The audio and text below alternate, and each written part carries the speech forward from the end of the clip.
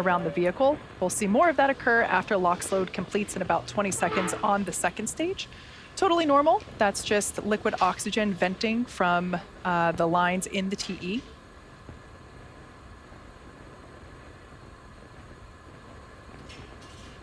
Looking like that second stage LOX load should be wrapping up in just a couple of seconds here.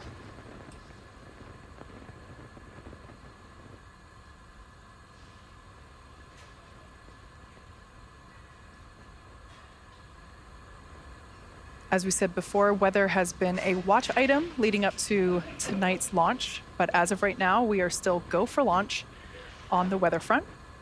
Everything continues nominally with our countdown so far for an on-time launch. Stage 2 LOX load is complete. There we heard that call out, letting us know that Falcon Stage 2 LOX load is complete. So at this point in time, Falcon 9 is now fully loaded with all of its propellants, equaling 1 million pounds of liquid fuel and oxygen.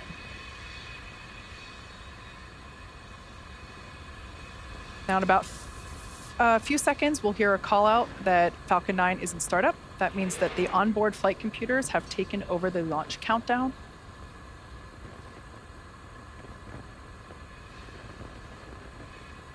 Falcon 9 is in startup. All right. Right now, Stage 1 and Stage 2 are beginning to pressurize to their final pressure prior to launch.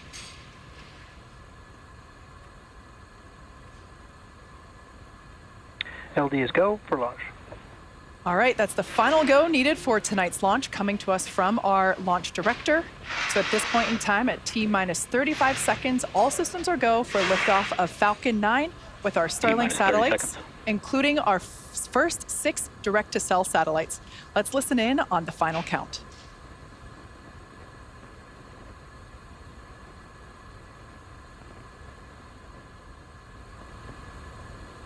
T-minus 15 seconds. T-minus 10, 9, 8, 7, 6, 5, 4, 3, 2, 1. Ignition and liftoff of Falcon 9.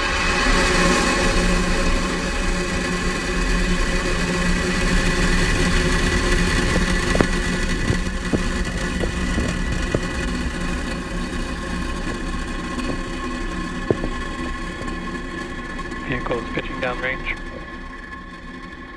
Stage 1 propulsion is nominal.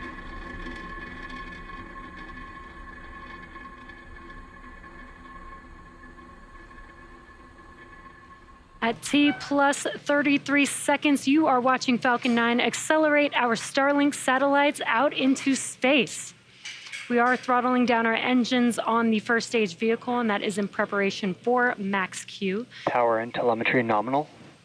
Good call-outs there. Max Q is the largest amount of stresses that the vehicle sees on ascent, so we do slow the vehicle down just a little bit in preparation for passing through Max Q. And that should be coming up. Supersonic. That should be coming up here in just under 10 seconds. Max Q. Great news, we have passed through Max Q.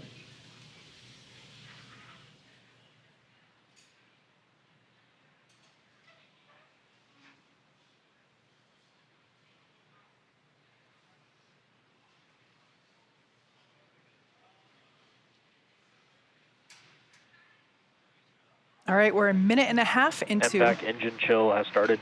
That call there tells us that the engine on the second stage, that MVAC, has begun to flow some super chilled liquid oxygen through the engine to begin to bring that hardware down in temperature. We're less than a minute away from main engine cutoff, stage separation, second engine start. Those all happen really quickly, so don't blink. After that, we will jettison the fairings. At this point in time, the first stage is experiencing about 3.3 Gs. Beautiful view there on your screen of the vehicle as it's just lifted off from Vandenberg Space Force Base. It's now able to see that plume beginning to deplete as we are preparing for main engine cutoff.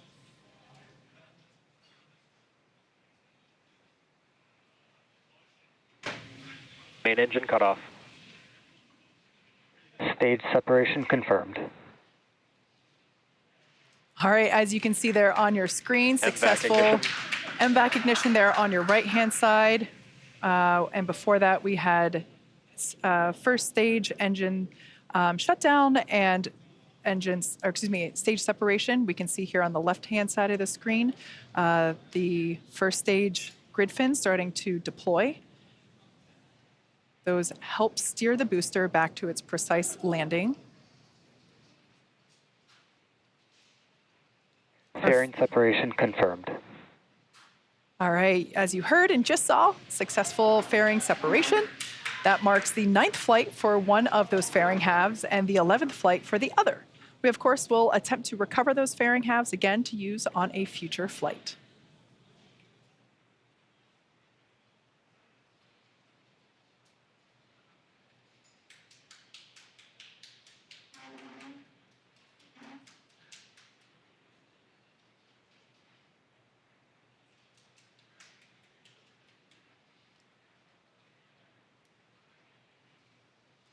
Plus 3 minutes and 48 seconds into flight. And right now you are looking at a view from the second stage vehicle looking at our MVAC engine, glowing very brightly there. The first stage is making its way back down to Earth right now. And it does take 2 burns to make its way back down to our drone ship, which is, of course, I Still Love You for tonight's scheduled landing. Those 2 burns coming up will be the entry burn, which is just about a couple minutes away from now, followed by the landing burn. The entry burn is where we reignite 3 of the 9 M1D engines on the vehicle, and that helps slow the stage down as it's re-entering back into the Earth's atmosphere. Then once we shut down those engines to conclude the entry burn, the atmosphere actually scrubs most of the velocity as it's making its way back to its landing zone. And then we use one final burn, a single engine burn. The center E9 engine will reignite, and that will help to slow the vehicle down just in time to touch down for landing. Again, the entry burn on the first stage is coming up in a little over a minute from now. And though you can't see it on your screen, on the bottom left-hand corner, you could see the telemetry of the stage 1 vehicle, so you could see its speed and altitude. And for the second stage vehicle on your right hand, the right bottom corner of your screen is where you can see the telemetry for stage 2. We're about 1 minute away from the entry burn on the first stage vehicle. Both vehicles following a nominal trajectory. And good call-outs there. Both first stage and second stage are following nominal trajectories.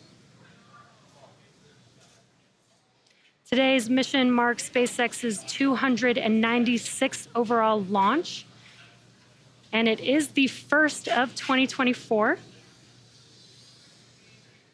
Again, it is carrying our Starlink satellites for this mission, including our first 6 direct-to-cell satellites. Now that entry burn on the first stage is coming up in just under 20 seconds.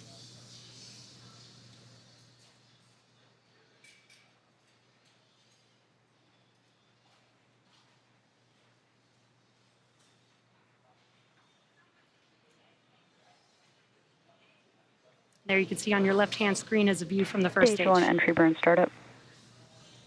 Good timing, we heard that call out, and now you can see on your screen those engines have relit on the first stage vehicle. This is just about a 20-second burn.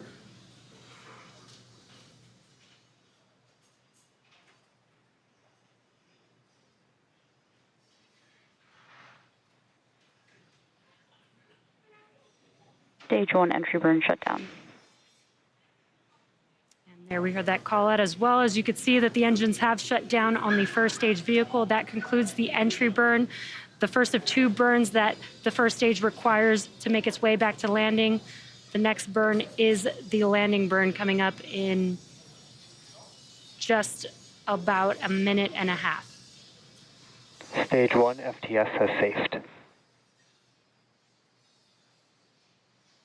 Everything continues to look good for both the first and second stage. If you've been following along with that altitude there on the left-hand side of your screen for stage 1, it actually kept increasing in altitude until about 4.5 minutes, T plus 4.5 minutes.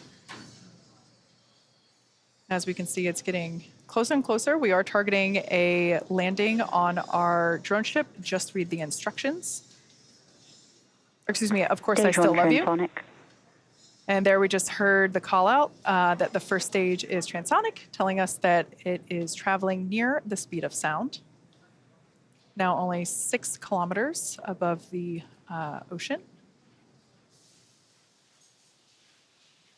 So in about 12 seconds, we should see that landing burn ignite. That's a 1-engine burn designed to bring Stage the 1 booster. landing burn. There we heard the call out, so we should see it here. There we go. So the first stage has lit 1 engine to prepare for landing. Stage 2 FTS has safed. We're targeting a landing on our drone ship, which you there Landing leg deploy. see there now. Of course, I still love you.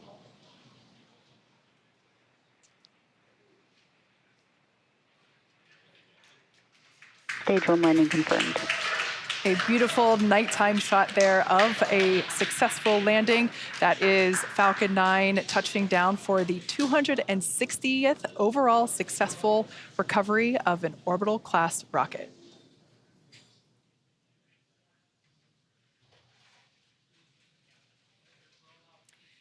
And with that successful booster landing, we will wrap up today's launch coverage. Thank you so much for tuning in.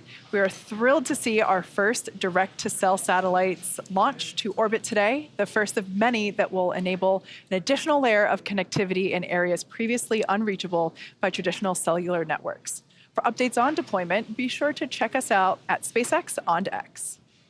A huge thank you to all of our direct-to-cell partners, and thank you to all of you, the viewers. We'll see you back here again soon tomorrow for our second launch of the year of the Ovzon 3 mission set to lift off from Space Launch Complex 40 at Cape Canaveral Space Force Station in Florida at 6:04 p.m. Eastern Time. Happy New Year, and we'll see you again soon.